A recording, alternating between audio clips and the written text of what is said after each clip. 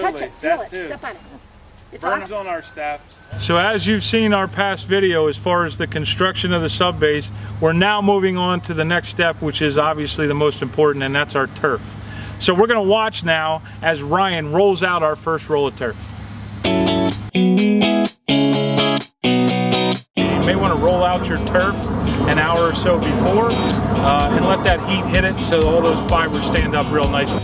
Okay, so once we roll out that turf, our next step is to go ahead and flip that turf back on both sides, and we're going to cut off those manufactured edges.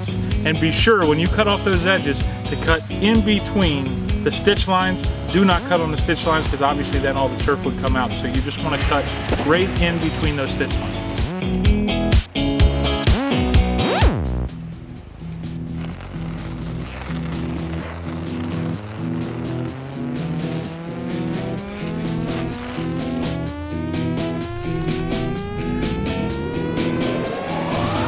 Hey, Ron.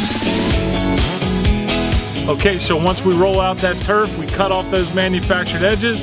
Now, obviously, it's very, very important that we measure and remeasure that area again, just to make sure that we have the right amount of turf going in the same direction, in the right direction. So we're gonna go ahead and measure it.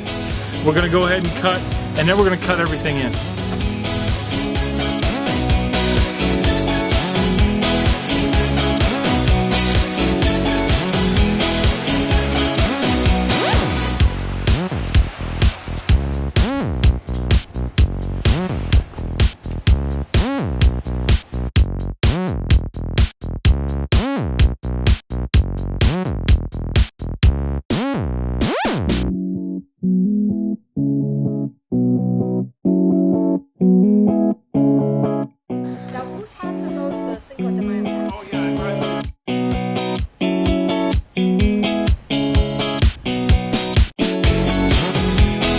So once we get all that turf into position, obviously we're all gonna grab that knife and we're gonna start cutting, and he's gonna start cutting, and he's gonna start cutting, and we're gonna cut everything into place.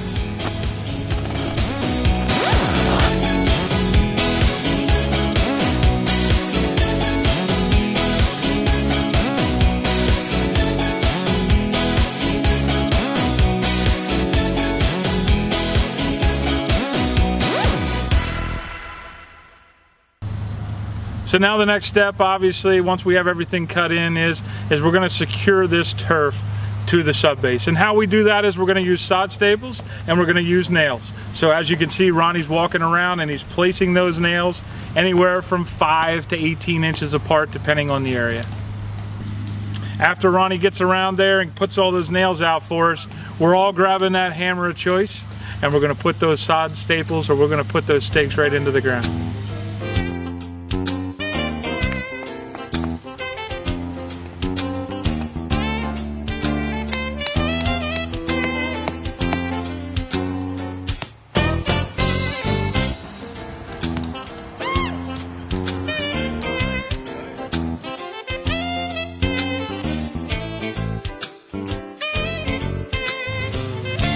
So after we're done doing the nails and we secure one side of this area, we're going to go ahead and take our carpet kicker and use it in areas necessary. If we have any type of wrinkles or any type of humps in a certain area, we're going to go ahead and use that carpet kicker and work those wrinkles out prior to putting in the staples on the other side of the turf.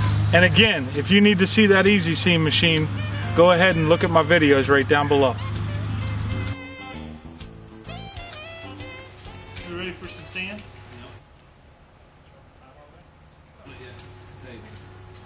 Come on, man.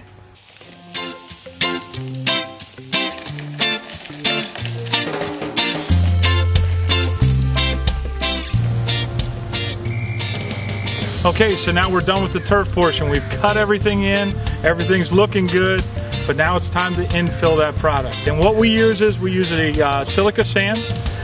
For putting greens, we use a real fine grit, so it gets down in that fiber real good.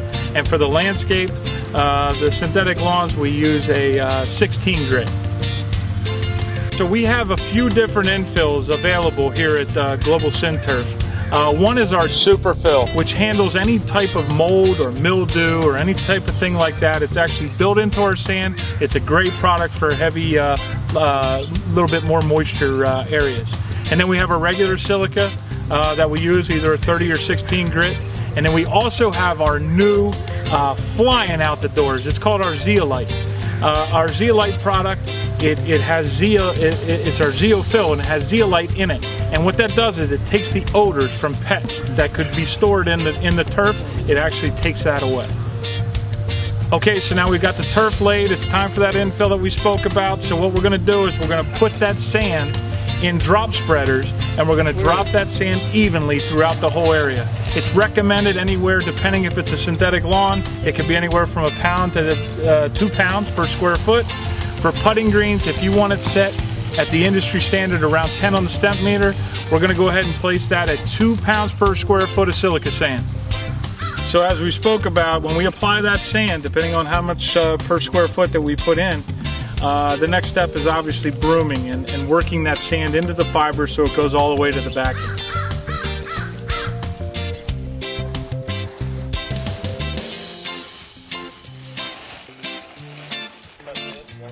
If you would.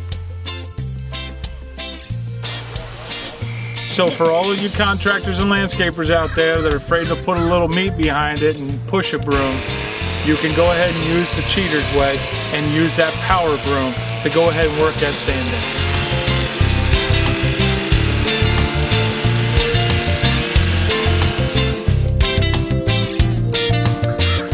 Okay, the last step in our opinion, and again, everyone does it differently, but it's a very, very successful thing for us is we're gonna go ahead and take that power washer at the end.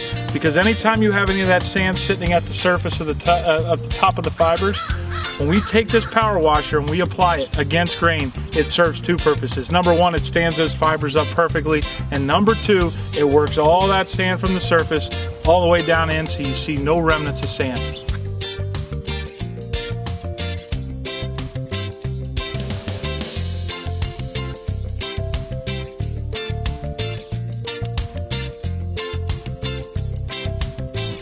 So now we're done power washing, we're done making that area look absolutely beautiful, and now we're all done with this installation.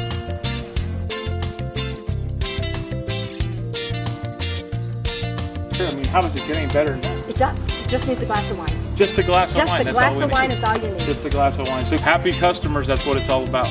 It is. Awesome. Thank you.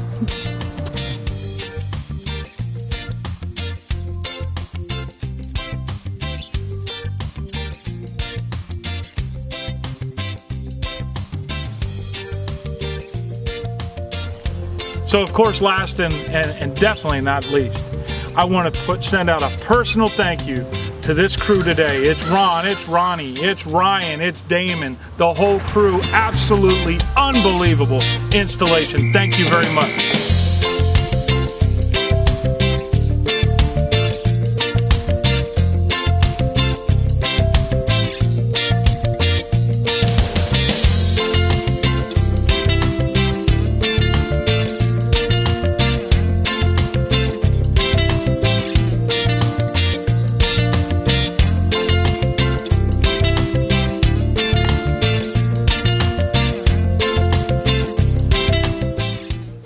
Oh, Cookie, how cute is that?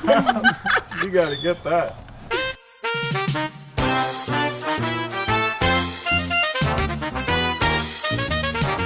What did I just say?